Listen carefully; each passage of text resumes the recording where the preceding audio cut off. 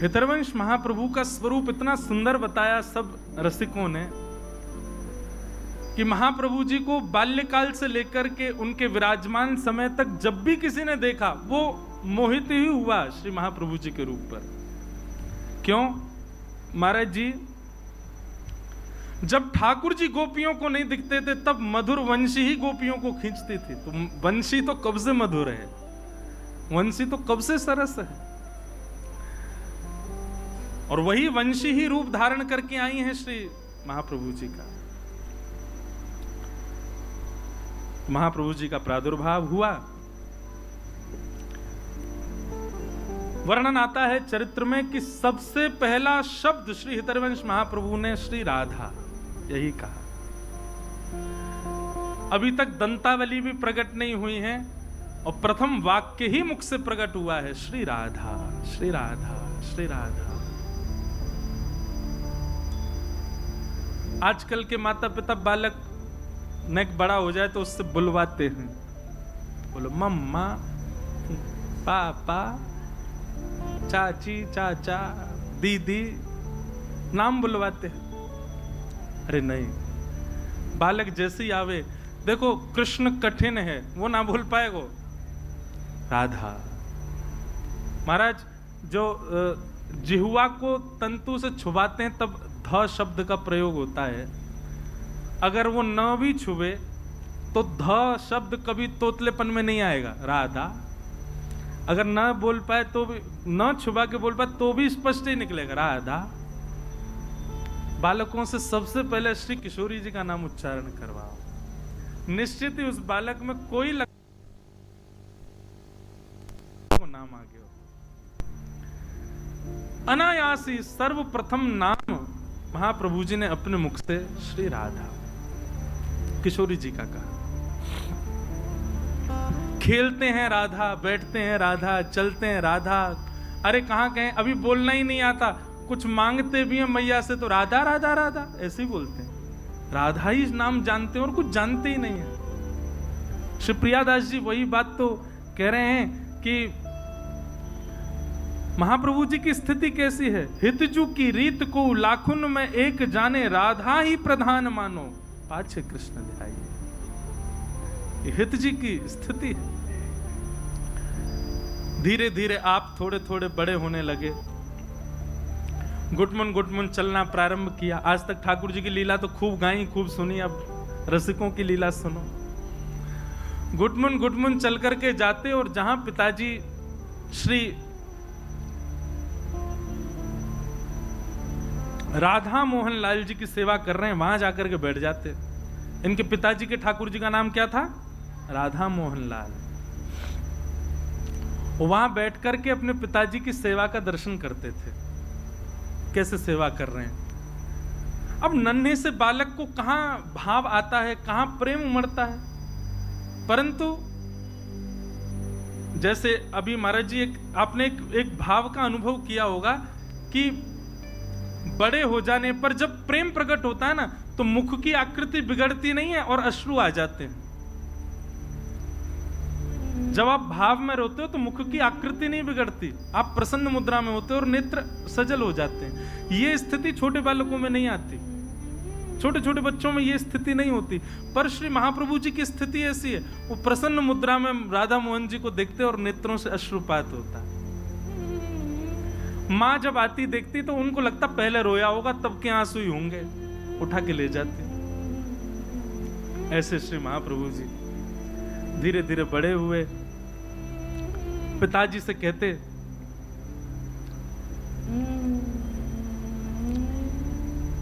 सेवा में जाने के लिए साथ में, तो पिताजी बालक समझ करके पीछे ही छोड़ देते, बोले तुम बाहर ही रहना, अंदर नहीं आना, मैं सेवा कर रहा हूं। तो बेचारे द्वार पर ही खड़े खड़े देखते। स्थिति ऐसी हुई कि अब सेवा के बगैर रहा नहीं जाए। वंशी तो कैसे रहे ठाकुर के बिना। और महाप्रभु जी के 4 स्वरूप बताए गए हैं। वे आचार्य भी हैं, वे ठाकुर जी की अधर की वंशी भी हैं, वे अंतरंग भाव से सहचरी भी हैं, और श्री हित का मतलब ही होता है प्रेम, प्रेम स्वरूप हैं। 4 स्वरूप बताए ना श्री प्रियादास जी महाराज ने। रहें कैसे सेवा के बिना? सेवा ही उनका सर्वस्व, उसके बिना कुछ आता ही। पिताजी नहीं प्रवेश करने देते तो बाहर चले जाते, बच्चे तो खेलते थे, महाप्रभु जी बैठे बैठे राधा राधा राधा चिंतन करते। उनका खेल ही सेवा है। प्रिया प्रियतम का अंतरंग विलास ही वैष्णवों की सेवा, उनका खेल ही वही है, उनकी दिनचर्या ही वही है, उनकी रहो बस, दोनों युगल सरकार प्रसन्न रहो, इसी में ही हमारा सुख। महाराज एक पद में पढ़ रहा हूं कुछ दिना पहले, तो वह पद में और जैसे ही ठाकुर जी गए तो ठाकुर जी को पटकाऊ उरज गो, श्री जी भी उरज गई, ठाकुर जी भी उरज गए, तो सब सखियां अपने स्थान से उठ गई। अरे दोनों उरज गए, चलें तो। तभी ललिता विशाखा सखी ने सब रोक लिया, बोले सुनो उर्झे ही रहने दो इन्हें। बोले उर्झे ही रहेंगे तो कम से कम नेत्रन के सामने तो रहेंगे, सूरज गए तो कहीं और चले जाएंगे, उर्झे ही रहने दो। अब ये कितनी अंतरंग बात है, ये महलों की चर्चा है, बाहर वाले इनको पता ना पड़ेगी यह बात की। महलन की चर्चा, महल में क्या होता है ये महल वाले ही जानते हैं, बाहर घूमने वाले बस अंदेशा लगाते रहते हैं ये चल रहा होगा। ये सब चर्चाएं अंदर भीतर की हैं, ये कौन समझे। तो रसिक जनों का खेल, रसिक जनों का जीवन, रसिक जनों की दिनचर्या केवल सेवा है ठाकुर जी की, उसके अलावा कुछ कर ही नहीं सकते वो। तो हितरवंश महाप्रभु क्या करते? अब सेवा भीतर तो मिलती नहीं, तो बालक बाहर खेल रहे होते, वो आके कहते चलो हरिवंश हमारे साथ खेलो। अच्छा, नाम हरिवंश क्यों पड़ा? क्योंकि जब नरसिंह श्री इनके जो बड़े भैया थे नरसिंह आश्रम जी, जब इन्होंने कहा कि ठाकुर जी ने आज्ञा दी है कि तुम्हारे वंश में भगवान की वंशी ही प्रकट होंगी पुत्र रूप धारण करके, याद रहे तुम्हारा वंश वर्धन होने वाला नहीं था, हरि ने वंश बढ़ाया है, इसलिए अपने बालक का नाम हरिवंश रखना। इसलिए उनका नाम हरिवंश रखा गया। जिनके वंश को हरि ने ही बढ़ाया है, जिनके वंश को हरि ने ही प्रारंभ किया, वो हरिवंश। और हित नाम क्यों लगा? हित माने प्रेम। जो प्रेम प्रदायन करता है कौन? हरि ने जिनका वंश बढ़ाया, वो हित हरिवंश। तो हरिवंश चलो खेलो हमारे साथ। तो हरिवंश जी कहते मेरो खेल कछु अनोखो है, कछु अलग है। अच्छा, हम थोड़ी बताना भूल गए, बाद गांव में अवतार हुआ, जन्म हुआ, उसके बाद वे भी फिर माता पिता के साथ देवबंदी चले गए, जन्म ब्रज में ही हुआ। तो बच्चों के साथ बोले हम अलग लीला करें। वो क्या लीला करोगे? तो गौर वर्ण का एक बालक, गोरा गोरा बालक, उसको तो पीतांबरी पहना देते, उसके गले में हार पहना देते, उसके सिर पर मुकुट पहना देते, उसको पटका पहना करके वन के कुछ पुष्पों को लेकर के कान पर लटकाए दिए, कछु यहां कर दिए, इस प्रकार उनका श्रृंगार कर देते। और श्याम वर्ण का एक बालक, श्याम वर्ण के बालक को नीचे माताओं वाला जो होता, क्या बोलते हैं उसको, नीचे जो पहनती हैं, लहंगा, हाँ लहंगा, लहंगा, ऊपर चुनरी, नाक में नथवे, सर मैया की निकाल लाते। और श्याम वर्ण के बालक को बिल्कुल गोपी जैसा श्रृंगार कर देते। मतलब मन में भाव क्या आता कि किशोरी जी तो आज पीतांबरी पहन करके, मुकुट पहन करके घूम रही हैं और श्याम सुंदर सखी बन करके घूम रहे हैं, ऐसी भावना आती उनके। परिवर्तित श्रृंगार कर देते। उनके श्रृंगार को ठाकुर जी स्वीकार करते थे। कैसे? यहां श्री व्यास मिश्र जी भोग की थाली लेकर के आए और श्री राधा मोहन लाल जी के सामने जैसी पधराई और पर्दा करके गए।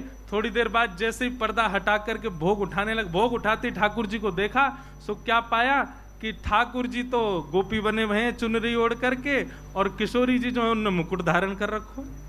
परिवर्तित श्रृंगार उनकी सेवा में हो जाता। व्यास मिश्र जी बोले मैंने तो सुबह श्रृंगार किया था, मुकुट तो मैंने ठाकुर जी को धराया, ये ठाकुर जी चुनरी ओढ़ के काहे को बैठे हैं, और ये किशोरी जी मुकुट धारण करके बैठी हैं। श्रृंगार परिवर्तित कर दिया, दोबारा से ठीक किया। पता नहीं कहां दिमाग रहता, आजकल बुढ़ापा आ गया है। श्रृंगार व्यवस्थित करके और अनवसर का समय करके, और जैसे गए वापस थोड़ी देर बाद लौट करके जब आए और जैसे पर्दा पुनः खोला तो फिर से क्या पाया, ठाकुर जी ने फिर से चुनरी पहन ली, किशोरी जी ने फिर से मुकुट धारण कर लिया, फिर से श्रृंगार परिवर्तित है क्यों? व्यास मिश्र जी बोले जी हो क्या रहा है, ये लाल जी कैसी लीला कर रहे हैं? तभी आपकी दृष्टि बाहर गई और बाहर खिड़की से झांक करके आपने देखा तो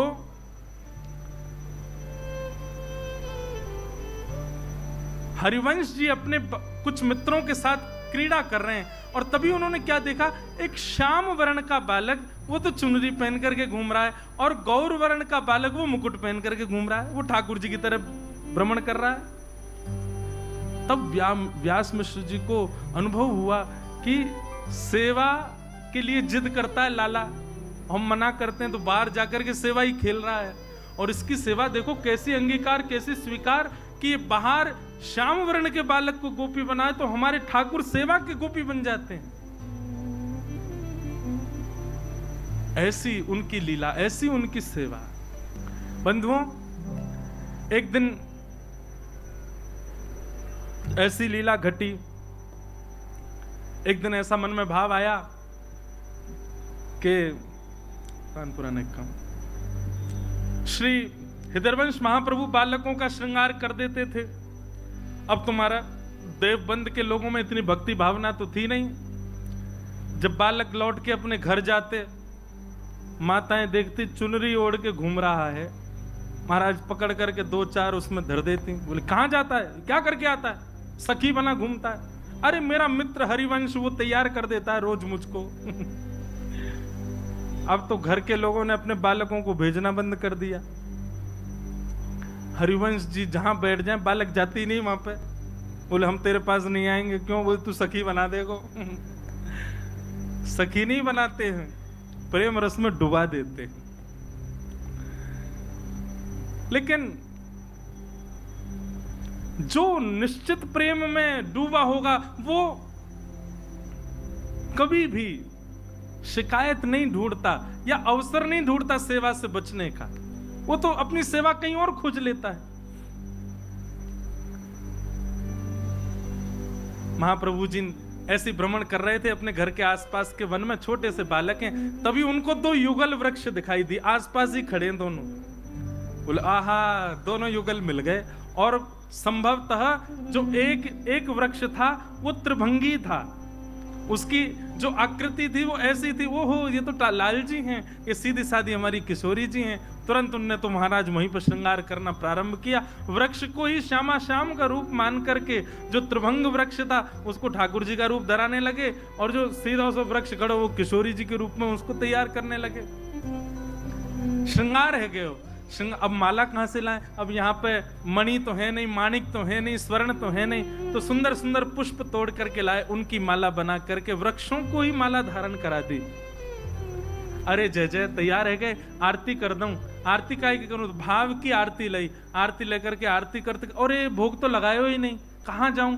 वन में गए, सुंदर सुंदर वन के फल लेकर के आए, एक ही फल नहीं, आलस नहीं है भक्ति में, अलग अलग फल, अलग अलग प्रकार के फलों को लेकर के आए, फल को सुंदर दोना पत्ता का बना करके उसमें पधरा करके दोनों युगल के सामने पधरा दिया, और बैठ करके वहीं कीर्तन करने लगे, स्वरूप का वर्णन, स्वरूप का वर्णन, लीलाओं का भाव चिंतन करने लगे। यहां पिताजी ने अपने राधा मोहन जी का स्वर्ण का श्रृंगार किया था। भोग में आज बढ़िया सुंदर पूड़ी, कचौड़ी, रबड़ी, आलू की सब्जी और जन क्या क्या बना था, उसका भोग धराया था।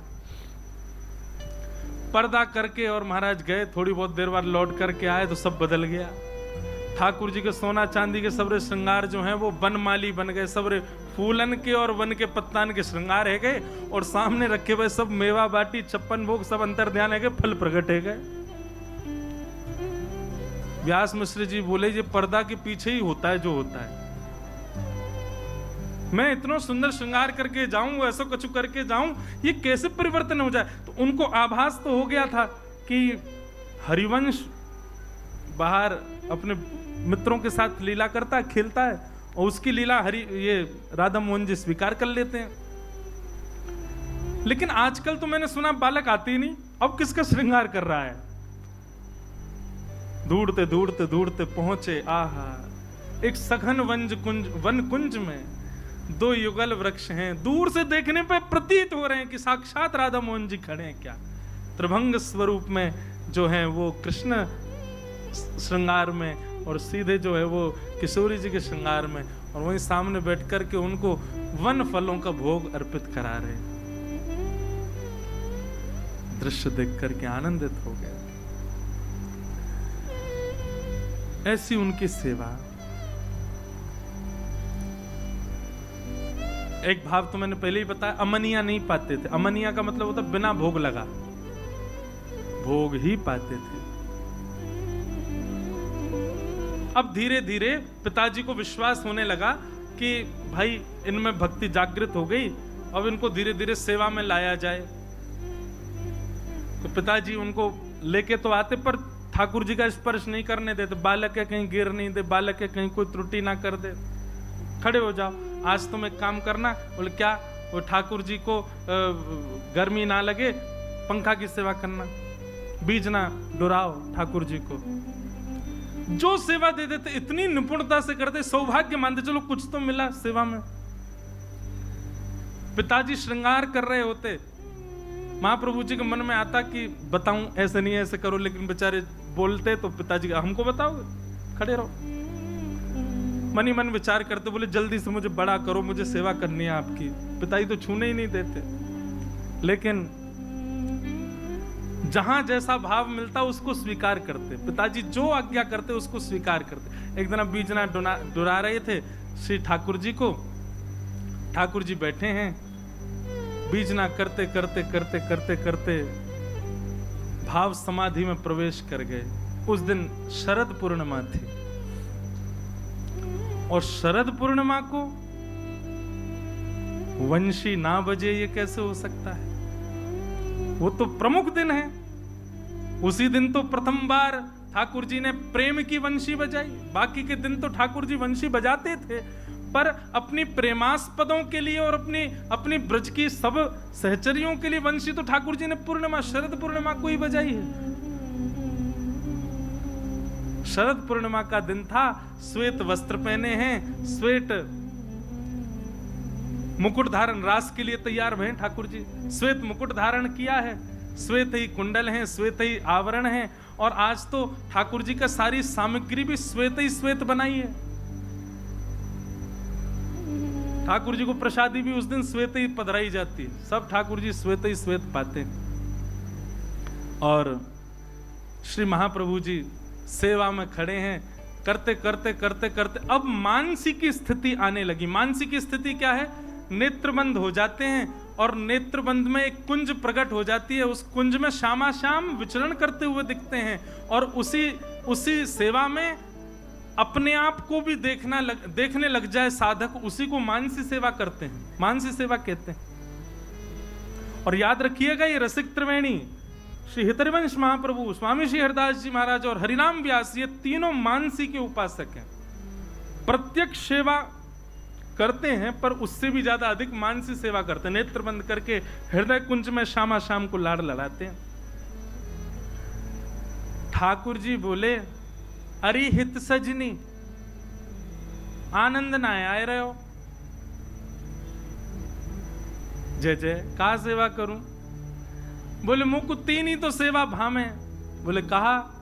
बोले पहले तो साज श्रृंगार, मेरो श्रृंगार खूब रज रज के करो। आज मैं लग तो चौक हो ही रहे हूं, खूब सुंदर श्रृंगार धारण कराया हो तुम्हारे पिताजी ने। दूसरों मुझको प्रिय है भोग, और वो भोग भी तुम्हारी मैया बना करके ला रही है, श्वेत श्वेत सब बना रही है। वादना कड़ी भी बिना हल्दी डाले बने, ठाकुर जी की सेवा की, श्वेत ही रहेगी कड़ी भी।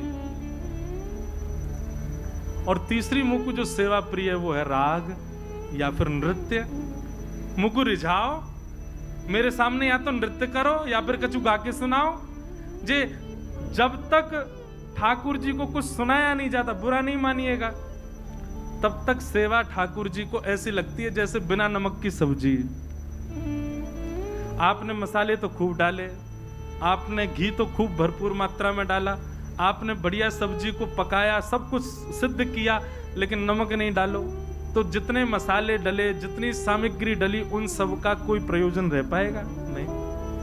आपने श्रृंगार खूब बढ़िया कर दिया, आपने भोग बहुत सुंदर सजा दिया, लेकिन ठाकुर जी को कुछ गा के नहीं सुनाए हो, तो आप ये समझ लियो कि आपकी सेवा तो भई, लेकिन नमक नहीं पड़ो। ठाकुर जी पा तो लेंगे, लेकिन बार बार कहेंगे सुख ना यार हो, आनंद ना यार हो। इसलिए भैया राग बहुत जरूरी है। अब महाराज जी उनकी बात आती है जिनको राग गाने ही नहीं आते, वो क्या करने। तो महाराज जी घर वाले यूं करें, या ने हमारे जो है का नींद वीद सब उड़ा रखी, रोज सवेरे ही रैंकन लगे। अच्छा एक बात कहे, अष्ट सखाओं की वार्ता में एक प्रसंग आता है कि एक बार कोई श्रीनाथ जी के सामने गा रहा था, बेसुरा गा रहा था, स्वर नहीं था बिल्कुल भी, और वो इतनी जोर जोर से आलाप ले ले करके, क्योंकि गाने वाले को लगता है मैं सुरीला ही गा रहा हूं, गाने वाले को यही लगता है कि मैं अच्छा ही गा रहा हूं, और वो ऐसा रज रज के गावे। इतने में कुंभन दास जी आ गए। कुंभन दास जी आकर के बोले क्या कर रहे हो भाई? राग सुना रहा हूं ठाकुर जी को। बोले तेरे राग में एक भी स्वर तो बढ़िया लग नहीं रहा है, काय को ऐसे गा रहा है? वो तुमको नहीं पता, ठाकुर जी राग नहीं देखते, ठाकुर जी अनुराग देखते हैं। कुंभन दास जी बोले वो बात तो ठीक है, ठाकुर जी अनुराग देखें, लेकिन भाई मुझको एक बात बता, जिसके स्वर से इंसान नहीं रीझ रहा, उसके स्वर से परमात्मा कैसे रीझेगा? तो महाराज कुंभन दास जी तो ऐसे ही अष्ट सखा तो कछु भी भाव के, पर याद चक्कर में गानों मत छोड़ी हूं, गाओ भले ही घर वाले पीछे डंडा लेके भागे, फिर गाओ, ठाकुर जी को नित्य सुनाओ। हमारे एक पंडित जी हैं, उनसे गाना नहीं आता, वो जबरदस्ती हमारे लाल जी के सामने गाते हैं, जबरदस्त रोज गाते हैं। और महाराज जी मैं उनसे कहूं, मैंने कि तुम्हारा सा तो सध नहीं रहा है, तो बोले आप अभी सा पे ही पड़े हो, मैं तो का साध रहा हूं। का जो स्वर ही नहीं होता सप्त स्वरों में, वो का साध रहे। मैंने कि का साध रहे हो? बोले हाँ। जो टीवी में दिखाए गए ये वो महापुरुष नहीं है, वो दूसरे हैं, वो आए नहीं है यहाँ। तो आहा,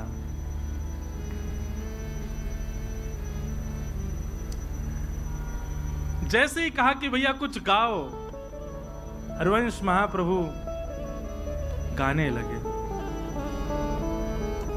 आज गोपाल रास रस खेलत, आज गोपाल रास रस खेलत, आज गोपाल रास रस खेलत, आज गोपाल रास रस खेलत। महाराज जी एक बात बताएं, गावे में हमारी श्री जी निपुण है, नाचवे में हमारे लाल जी निपुण है। श्री गोविंद दास जी की वाणी में आवे, एक बार गोविंद स्वामी गा रहे थे, तो गाते गाते बीच में टोक रहे थे, ए ढंग से गाओ, ऐसे नहीं ऐसे गाओ। तो गोसाई जी सामने बैठे, बोले किसको टोकते हो बार बार? तो गोविंद दास जी बोले तुम्हारो लाला बैठो है, कान पे हाथ धर के स्वर लगा रहे हो, ठाकुर जी ऐसे गा रहे हैं। बोले लेकिन माने ना है, स्वर बिगाड़ दे बार बार। तो गोविंद दास जी की बात सुनकर के गुसाई जी के नेत्र सजल हो गए। तुम कितने भाग्यशाली, ठाकुर जी का स्वर सुनते हो तुम। सुनो ना, ये बताओ ठाकुर जी कैसा गाते हैं? गोविंद दास जी के नेत्र सजल हो गए। बोले मैं कहा बताऊं, जब पंचम स्वर लगावे ना, अपनी कमर पे हाथ धर लें क्योंकि स्वर ना निकले, और जब कमर पे हाथ धर के स्वर निकाले ना, इतनो प्यारो लगे लाला, इतनी सुंदर वाणी लगे लाला की इतनो सुंदर गावे ठाकुर जी। लेकिन गुसाई जी बोले लेकिन लाला भी रूखो रूखो लगे जब हमारी श्री जी गावे, हमारी किशोरी जी गावे, हमारी लाडली जी जब गावे तब लाला रूखो लगे। लेकिन नृत्य में निपुण है हमारे ठाकुर जी, नाचे बहुत जोर को महाराज। आज गोपाल रास रस खेलत, आज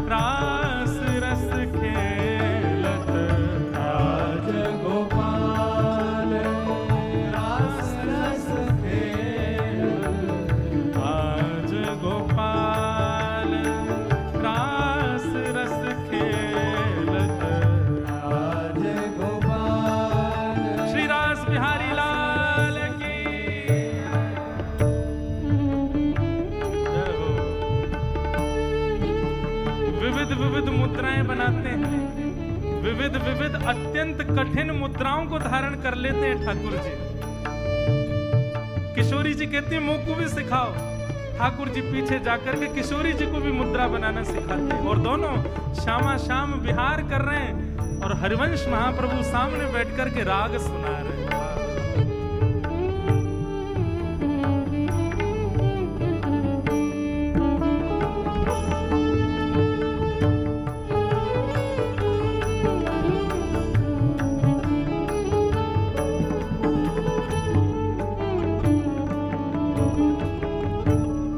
चंपक बकुल मालती मुकुलित, चंपक बकुल मालती मुकुलित, मत मुदित पीक कीररि सजने, मत मुदित पीक कीररि सजनी, देसी सुधंग राग रंगनी को, देसी सुधंग राग रंगनी को, ब्रज जुवती ने की धीर रि सजनी, ब्रज युवती ने की धीर रि सजनी।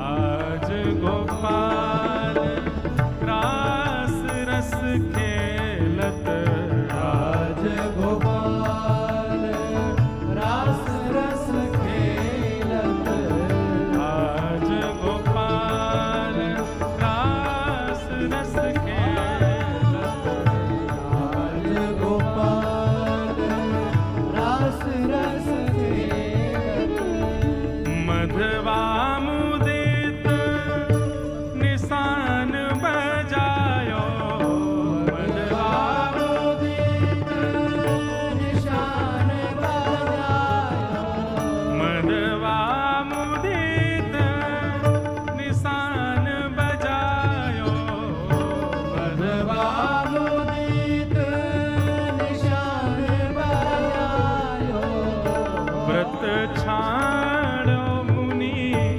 धीर रि सजने, व्रत छाड़ो मुनि धीर रि सजनी, हित हरिवंश मगन मन श्यामा, जय श्री हित हरिवंश मगन मन श्यामा, जय श्री हित हरिवंश मगन श्री श्यामा, हित हरिवंश मगन मन श्यामा, हरत मदन घन वीर रि सजने, हरत मदन घन वीर रि सजनी, आज गोपाल रास रस खेलत, आज गोपाल रास रस खेलत, आज गोपाल रास रस खेलत, आज गोपाल रास रस खेलत, रास रस खेलत, रास रस खेलत, रास रस खेलत, रास रस खेलत, रास रस खेलत।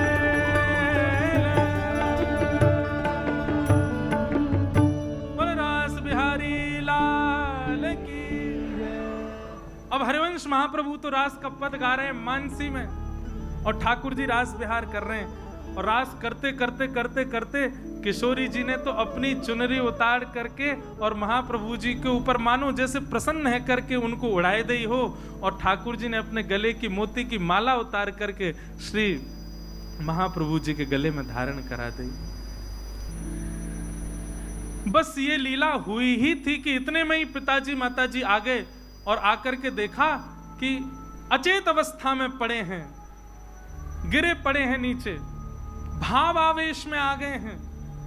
नेत्रों से अविरल अश्रुधार गिर रही है। और तभी क्या देखते हैं, छोटे छोटे राधा मोहन बिहारी जी को जो छोटे छोटे वस्त्र धारण कराए, उनमें छोटी सी चुनरी जो है वही विशाल है गई है और वही श्री महाप्रभु जी के अंग पर डली भई है। ये कैसे संभव है सके? और किशोरी जी जो सामने विराजमान है, उनकी चुनरी वहां नहीं है।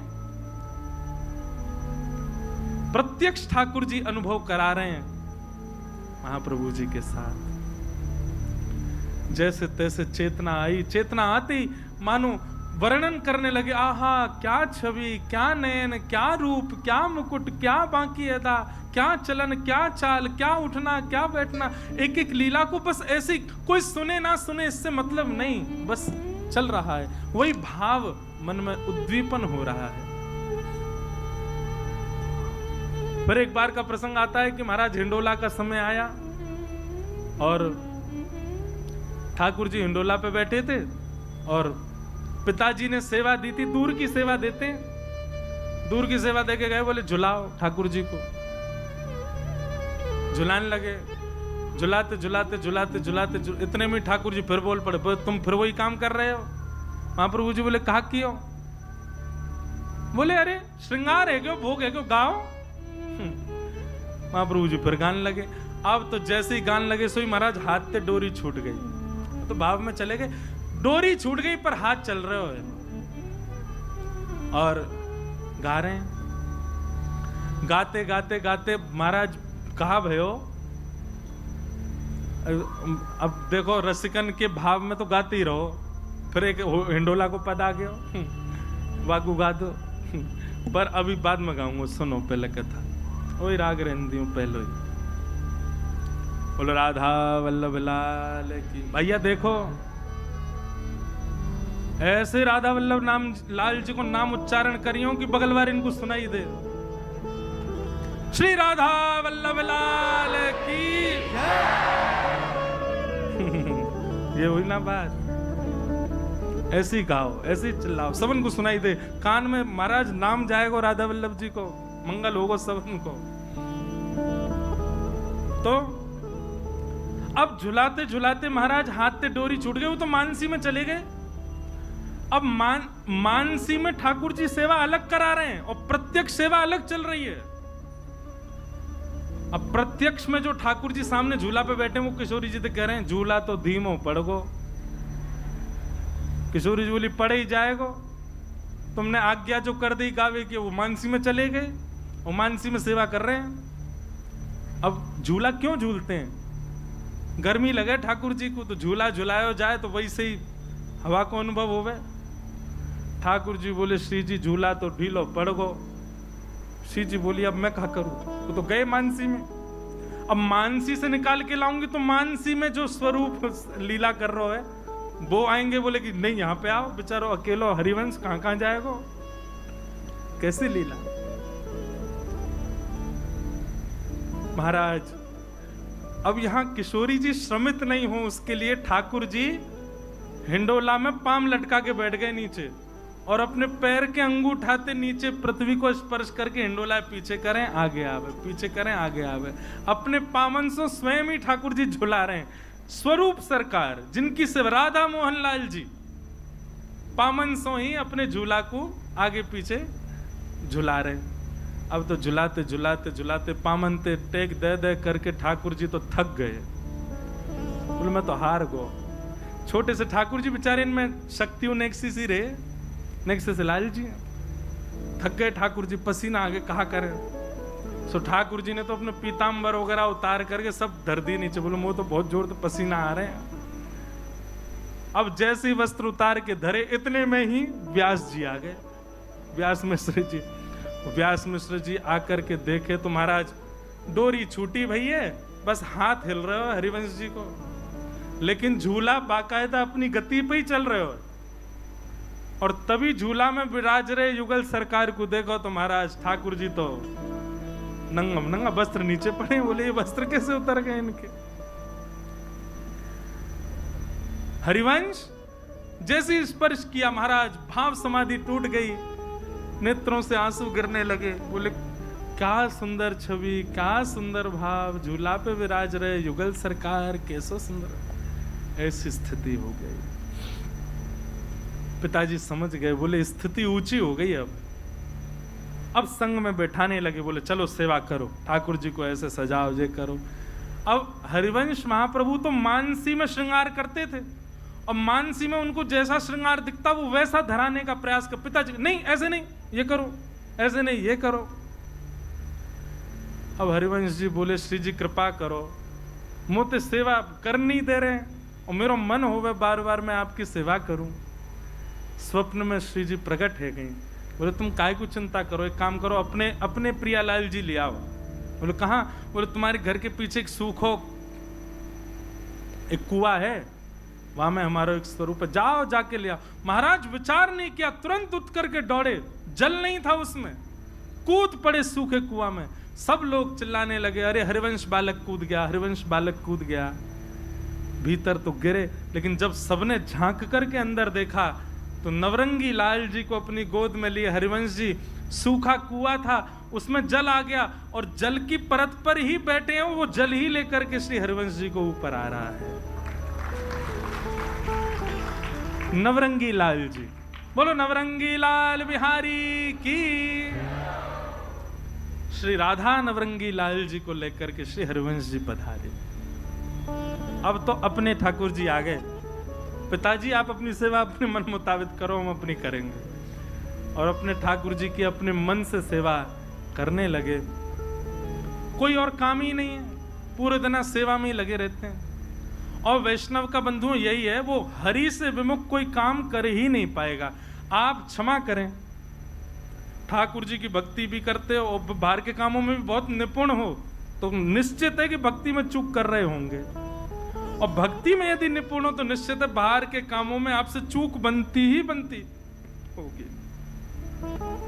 इसका मतलब ये नहीं जबरदस्ती अपने काम बिगाड़ो। बाहर के काम ने बोले महाराज जी कह रहे चूक बने तो समझो घर की भक्ति बढ़ रही है, अनायास होगा। गांव के लोग सब आते, बोले आप एक काम करो, ये बालक पूरे दिन नवरंगी लाल जी में ही लगा रहता, उन्हीं की सेवा करता, या को ब्याह कर दो, ब्याह कर दो, पत्नी आके बुद्धि ठिकाने लगाएगी। महाराज जी वास्तव में ऐसा होता है, ऐसा होता है। जो लोग मना कर रहे हैं उनकी पत्नियां देख लें उनको। कई लोग हाँ करें, नहीं सही बात है, बुद्धि तो ठिकाने लग जाती है। बोले ब्याह कर दो। और महाराज सब लोगों के बहुत कहने पर अब हरिवंश जी को ऐसा तो कुछ था नहीं कि अपनी कोई विशेष इच्छा हो। एक ही भाव कहा होगा कि भैया देख लो, दो दो सेवा हैं घर में, संभालने वाली हो तो करा दो ब्याह। तो श्री रुक्मणी बाई नाम की एक कन्या, उनसे श्री हितरवंश महाप्रभु का विवाह संपन्न हुआ, विवाह मंगल हुआ। विवाह के उपरांत दोनों युगल की सेवा करने, जैसे महाप्रभु जी वैसी उनकी गृहिणी, वो भी सेवा करने लगी। अब गांव के लोग बोले अब क्या करोगे? बोले अब तो पहले अकेलो ही सेवा करते हो, अब दोनों ही लगे रहे सेवा में, घर बार पे कोई ध्यान ही नहीं, सेवा में लगे रहते हैं। आप श्री के 4 संतान हुई, श्री वनचंद्र जी, कृष्णचंद्र जी, गोपीनाथ जी, और चौथी कन्या हुई साहेब दे। 3 लाला और 1 लाली। बाल्यकाल में ही किशोरी जी ने दीक्षा दे दी थी महाप्रभु जी को। उनको पत्र पर ही जो अपना निज मंत्र है वो निज मंत्र दिख गया था।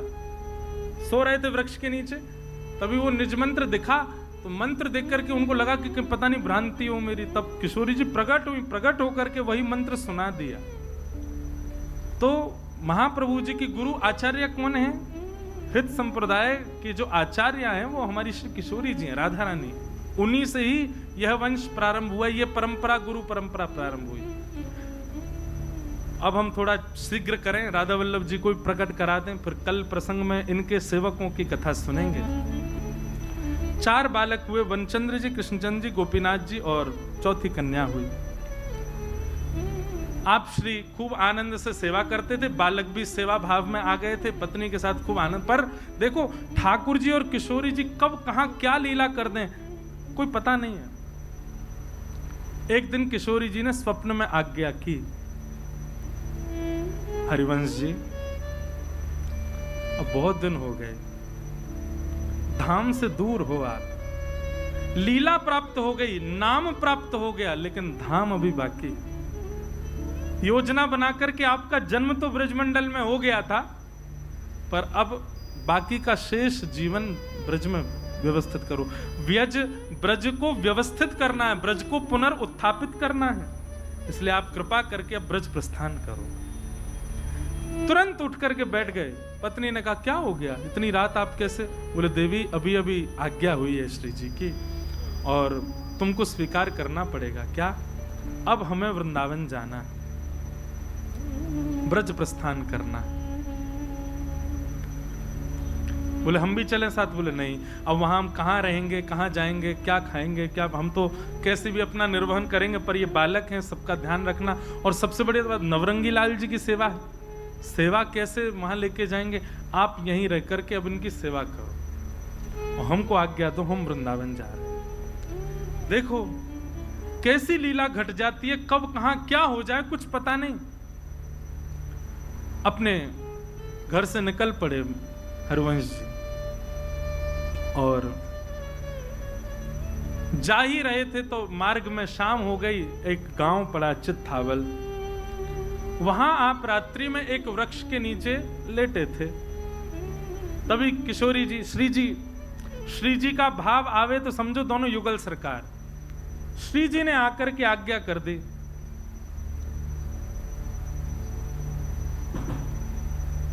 आज्ञा की कि आप जिस गांव में हैं इसी गांव में ही हमारा एक स्वरूप विराजमान है, आत्मदेव नाम के ब्राह्मण हैं, उनके घर पे हमारी सेवा हो रही है। आप वहां जाइए और वहां से हमारे स्वरूप को लेकर के वृंदावन चलो। लेकिन अब स्वरूप लेकर के वृंदावन जाओगे तो आगे की भी व्यवस्था देखनी पड़ेगी, स्वरूप का सेवा आदि आगे कौन करेगा? सब लोग इधर देखो ध्यान से। महाप्रभु जी बोले आज्ञा करें। बोले जिन ब्राह्मण के यहां से स्वरूप लेके जाना उनकी 2 कन्या हैं, उनसे ब्याह कर लो।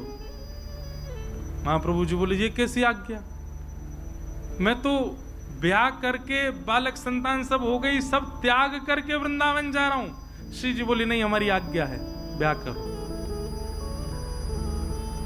अब महाप्रभु जी बोले मैं किसी के घर में जाके कैसे कहूं कि भाई अपनी दोनों बेटियों से ब्याह कराओ। श्री जी बोली चिंता नहीं करो, हमने उनको भी स्वप्न में आज्ञा कर दी है कि आप आ रहे हो और आपसे अपनी दोनों लालियों का ब्याह करना है। आत्मदेव जी को ठाकुर जी कैसे मिले ये तो मैं कई बार कथाओं में बता चुका हूं। महादेव की आराधना की, महादेव प्रसन्न होकर प्रकट हो गए। आत्मदेव से बोले वरदान मांगो, क्या चाहिए? बोले आपके पास आपकी सबसे बहुमूल्य रत्न जो हो मुझको प्रदान कर दो। महादेव बोले भैया तू कछु मांग ले, मेरा बहुमूल्य रत्न मत मांग। तो ब्राह्मण को लगा कोई महंगा मणि, कोई रत्न बहुत महंगा कोई वो होगा, इसीलिए मना कर रहे हैं देने से।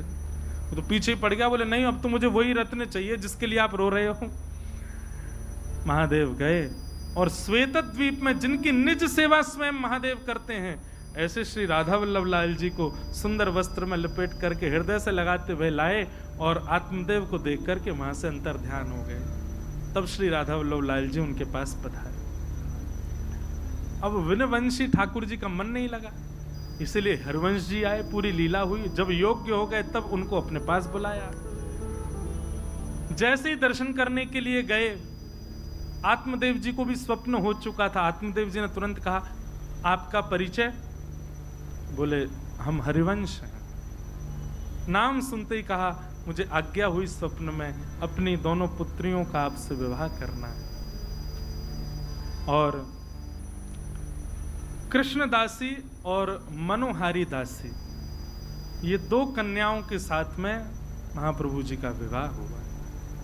और आप फिर श्री राधा वल्लभ लाल जी को गाजे बाजे सहित सुंदर रथ में विराजमान करके नाचते गाते भये, महाराज आनंद कराते भये श्री वृंदावन लेकर के आए। वृंदावन में सबसे पहले ठाकुर जी आए तो सबसे पहला आपका स्वागत सुनरख में हुआ। वृंदावन में सुनरख गांव है, वहां राधा वल्लभ जी का सबसे प्रथम स्वागत हुआ। सुनरख में ठाकुर जी विराज रहे थे, इतने में हरवंश महाप्रभु देख करके आए वृंदावन में कौन सा स्थान उचित है। तभी आतुर हित हरिवंश पुकारो, राधा राधा नाम। आतुर हित हरिवंश पुकारो, राधा राधा नाम। आतुर हित हरिवंश पुकारो, राधा राधा नाम। आतुर हित हरिवंश पुकारो, राधा राधा नाम। तब हे सघन कुंज वृंदावन आयो, सघन कुंज वृंदावन आयो। और मदन टेर वृंदावन आयो, मदन टेर वृंदावन आयो। ओ प्यारो राधा वल्लभ लाल, वृंदावन प्यारो वृंदावन, वृंदावन प्यारो वृंदावन। हे श्री वृंदावन मेरो वृंदावन, वृंदावन प्यारो वृंदावन। मदन टेर यमुना तट आयो, मदन टेर यमुना तट आयो। ओ प्यारो राधा वल्लभ लाल, वृंदावन प्यारो वृंदावन,